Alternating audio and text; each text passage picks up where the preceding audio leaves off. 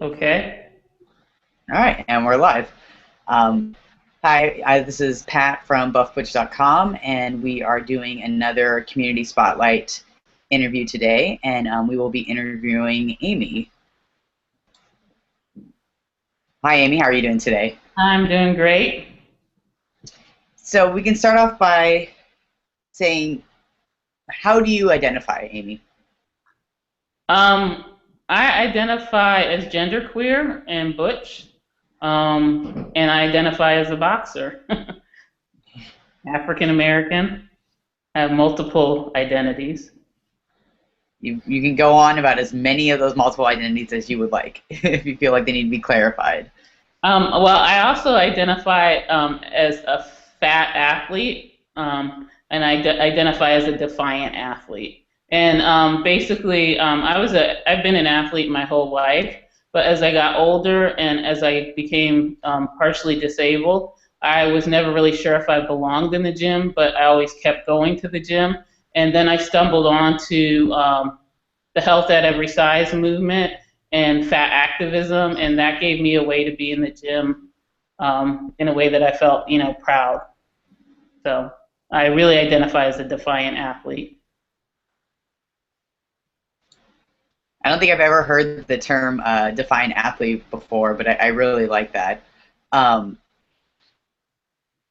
how would you say, like, there's definitely a lot of people think that fat identified people and fat pride doesn't really have a place within fitness, which, clearly I don't agree with. But how have how has it been for you as like a fat identified athlete, being involved in fitness and being involved in training, and the type of obstacles that are unique to your identity that have come up?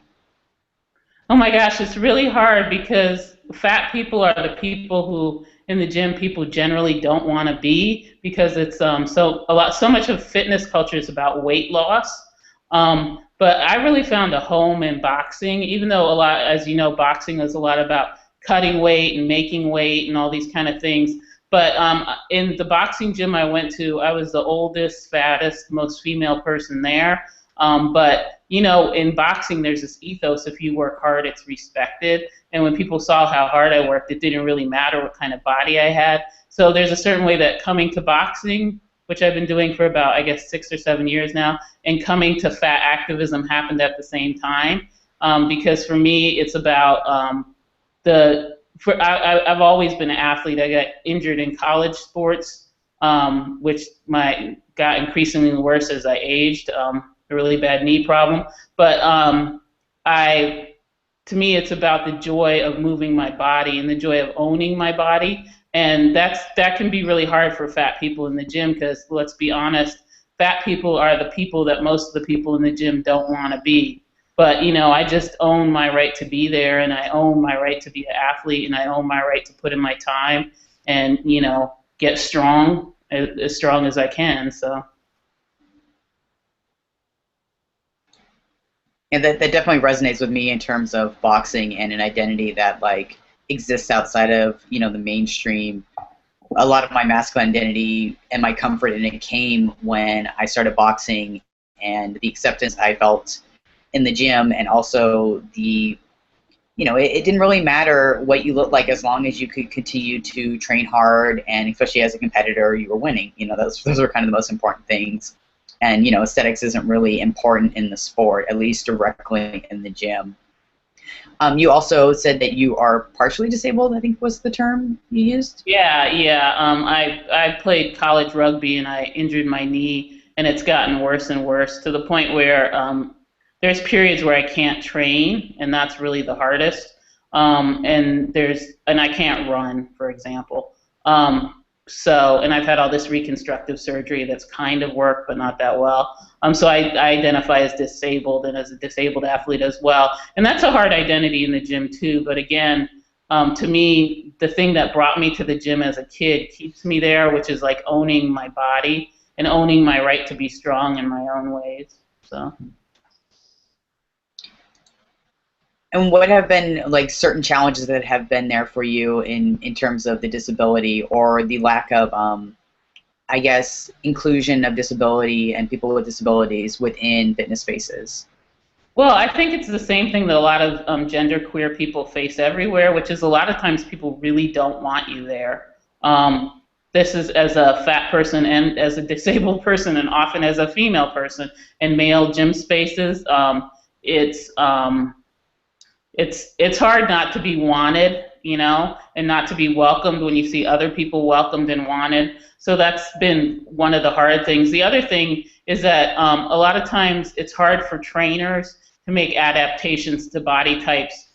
People who work with athletes are really trained to work with a really singular body type, and it's hard if you have things that if you need adaptations that need to be made. Not all trainers are really strong enough to, mentally to like make the adaptations that need to be made. So that's one of the harder things. I've been really blessed to have really good trainers, but I kind of wish there was more talk about not just dealing with ideal bodies, young bodies, healthy, quote unquote, healthy bodies, but dealing with various types of bodies. That's one of the things I like about Butch, actually. Yeah, we're trying to be as inclusive as possible and not, leave everyone out. Like you said, you feel unwelcomed in those spaces, and I think that's something that, queer people, regardless of their identity, constantly feel because we are generally the minority in the gym. How have you been able to combat that lack of feeling welcomed in the spaces? I really, because I talk to a lot of other fat people who want to be, active and want to go to a gym but feel unwelcome. And I really think there's certain things you can do to make it better. One, a lot of people that have never even heard of health at every size, which there's tons of material about on the web, and there's tons of material you can give people. But conceptually, I tell people like you should ask the gym people at the gym, the trainers and stuff, straight away, like, this is my philosophy, what do you think of it? And if you get a lot of pushback, I think that, that's probably not the gym for you.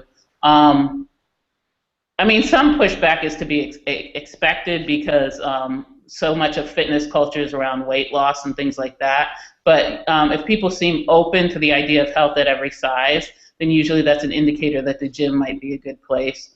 The other thing, my old boxing gym, the people who owned it were explicitly forbid homophobic language, and that's really important to me. And so to be in a space where you feel free to challenge homophobia, misogyny, and those kind of things, I think is really important too. And if I hear a lot of that, then that's not a gym space for me. And fitness industry has exploded, so there's a lot of different places, and you can't assume that any place will work or not work. You really have to like put it to the test in terms of like, can they hear a health at every size approach? Even if they don't agree with it, can they hear it?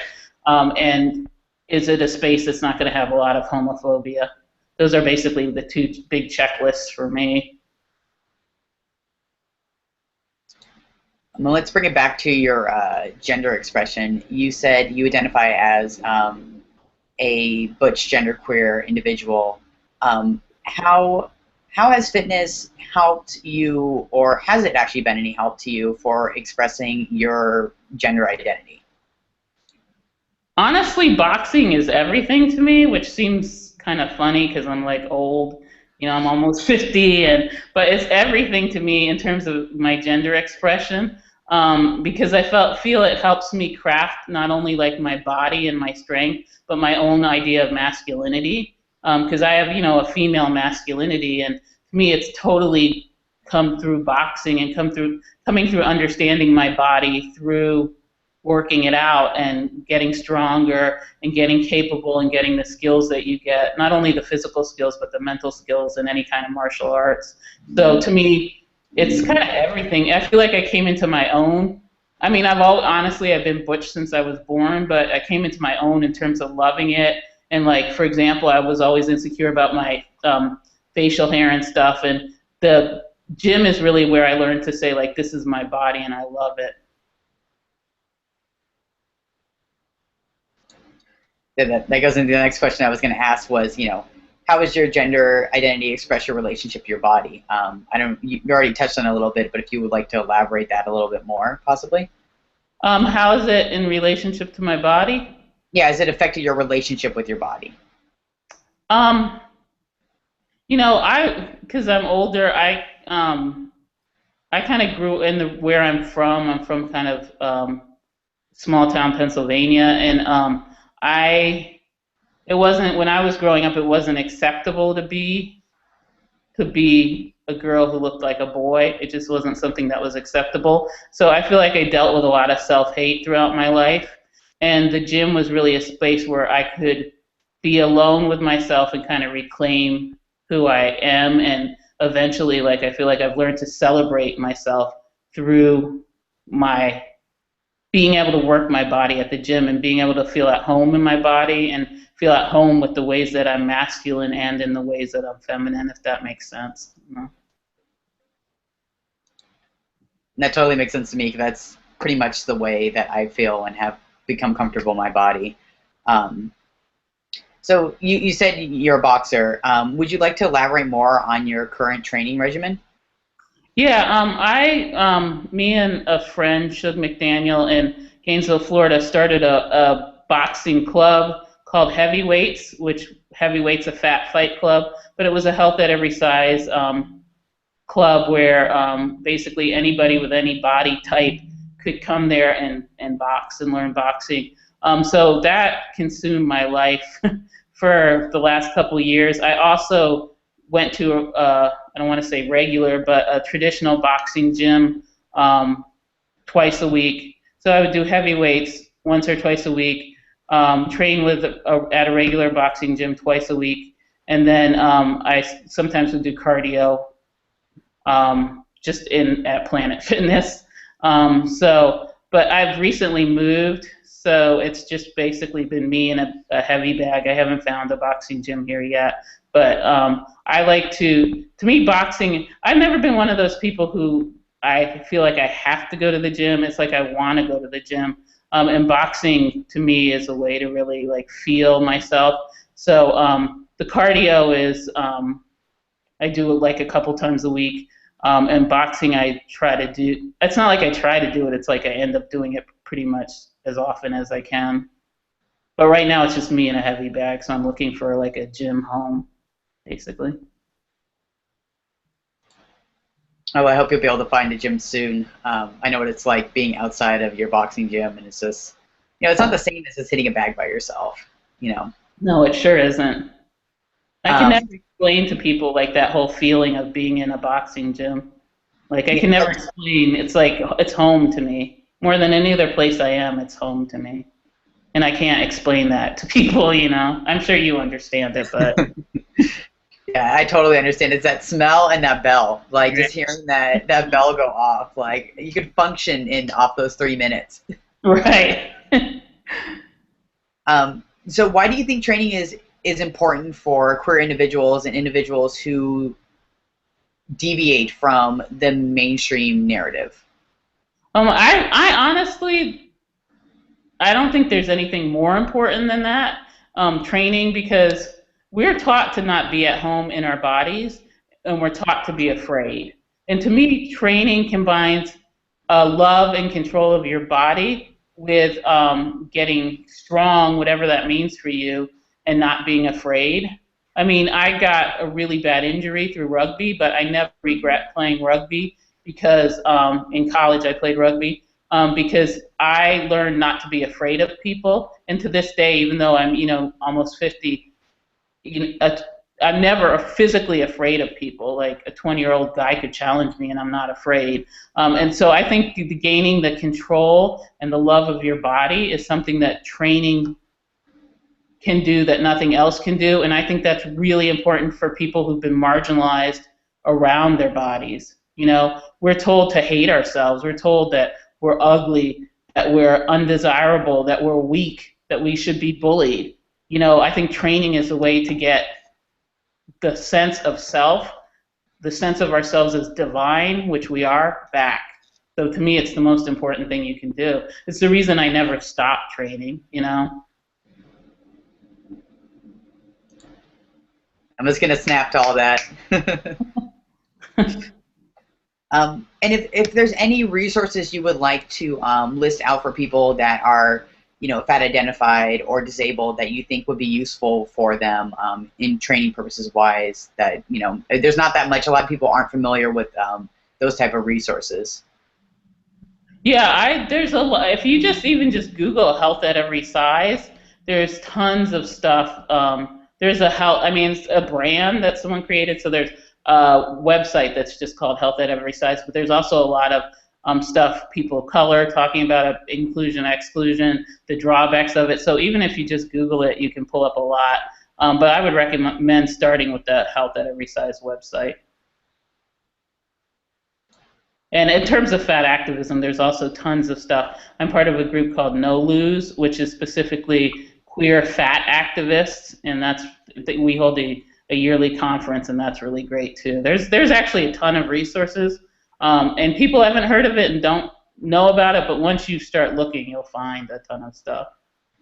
And I would recommend it to anybody who is interested in kind of understanding intersectional identities and things like that.